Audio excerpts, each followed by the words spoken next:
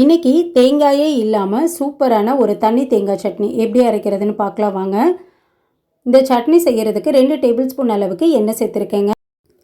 காரத்துக்கு 5 வரமிளகா, 4 பச்சை மிளகா கீரி சேர்த்துக்கோங்க. பச்சை மிளகா முழுசாக சேர்த்துனிங்கன்னா வெடிக்கும், கீரி சேர்த்துக்கோங்க. இப்போ இந்த அளவுக்கு நல்லா வறுபட்டதுக்கப்புறம் இது கூட நம்ம ஒரு கைப்பிடி அளவுக்கு சின்ன வெங்காயம் சேர்த்துக்கலாங்க.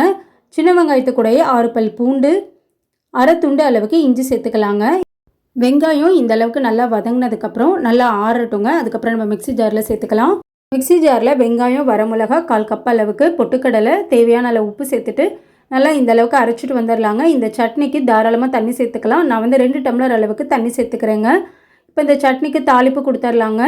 2 ஸ்பூன் அளவுக்கு எண்ணெய் சேர்த்துருக்கேங்க. எண்ணெய் நல்லா சூடானதுக்கப்புறம் 1 ஸ்பூன் அளவுக்கு கடுகு, உளுத்தம் பருப்பு, ஃப்ரெஷ்ஷான கருவேப்பிலை சேர்த்து சட்னியில் சேர்த்துக்கலாம். ரொம்ப டேஸ்ட்டாக இருக்கும். இட்லி, தோசைக்கு கண்டிப்பாக ட்ரை பண்ணி பாருங்கள்.